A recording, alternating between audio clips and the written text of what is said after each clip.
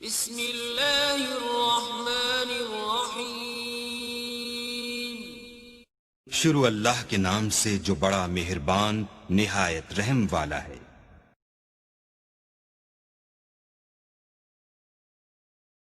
جن لوگوں نے مغرب کا سفر کیا ہے وہاں جہاز میں 12 کے بعد 14 نمبر سیٹ آ جاتی ہے، 13 نمبر سیٹ ہی نہیں ہوتی۔ یہ منحوس عدد ہے، یعنی آج وہ کہیں اڑانے بھر رہے ہیں اور کہاں سے کہاں پہنچ گئے ہیں، لیکن یہ ذوف التقادیہ پوری دنیا کے اوپر موجود ہے۔ تاریخیں مخصوص ہیں کہ ان تاریخوں کو شادی کرو گے تو برکت ہوگی، اگر ان کے علاوہ کسی اور تاریخ میں شادی کرو گے تو ٹوٹ جائے گی۔ ہمارے ہاں بھی کچھ لوگ کہتے ہیں کہ سفر کے مہینے میں شادی ہو تو شادی کامیاب نہیں ہوتی، اور اگر کامیاب ہو بھی جائے تو اولاد نہیں ہوتی، اولاد ہو بھی جائے تو نیک نہیں ہوتی۔ عجیب فلسفہ ہے۔ سیدہ فاطمہ تو زہرا رضی اللہ تعالی عنہا کی شادی حضرت سیدنا علی المرتضیٰ رضی اللہ تعالی عنہ سے سفر کے مہینے میں ہوئی۔ مجھے بتاؤ ایسی کامیاب شادی بھی کوئی ہو سکتی ہے، اور ایسا اچھا جوڑا بھی کوئی ہو سکتا ہے؟ اور پھر کہتے ہیں اولاد نہیں ہوتی، حسن حسین اور زینب پیدا ہوئے۔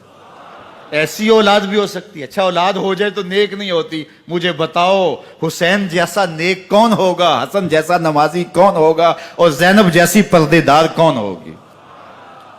تو یہ لوگوں کی اپنی خواہشات ہیں، زبان پہ جو کہہ دیے لوگ وہی مان گئے۔ میں نے دیکھا ہے کہ بعض اوقات لوگ 1 گھنٹے کی تقریر سننے کے بعد بھی پھر بھی کہتے ہیں نہیں اصل ہمارے خاندان میں وہ واقعی منحوس ہے، فرق تو پڑتا ہے۔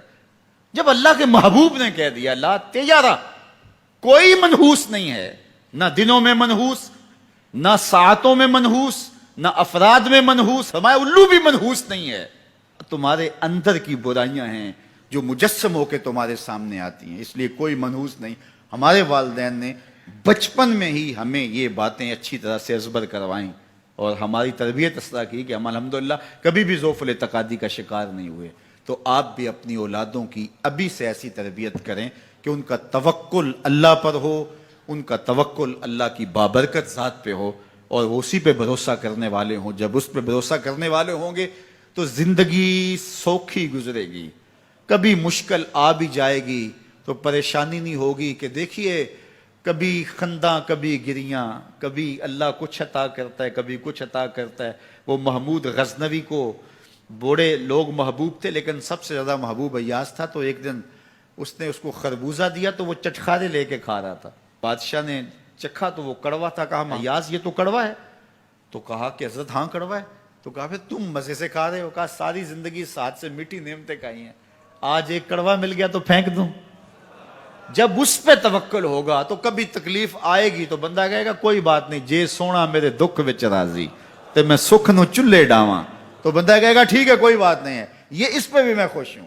تو جب توکل اس پہ ہوگا تو پھر بندہ اس تکلیف میں بھی لذت لینے کا راستہ نکال لے گا۔ اور اگر یہ ہو کہ اس منحوسہ کی وجہ سے یہ سب کچھ ہوا ہے، پھر کچیچیاں چڑھیں گی اس کے اوپر کہ اس نے یہ کیا ہے، مار ہی دوں، قتل کر دوں، اس کو چھوڑوں نہ، زمین پہ رہنے کا حق ہی چھین لوں اس سے کہ اس منحوسہ کی وجہ سے یا اس منحوس کی وجہ سے یہ ہوا ہے۔ کوئی کسی کی وجہ سے نہیں ہوتا، یہ ہماری اپنی بدعمالیوں کی سزا ہے۔ اگر کوئی ہمیں نقصان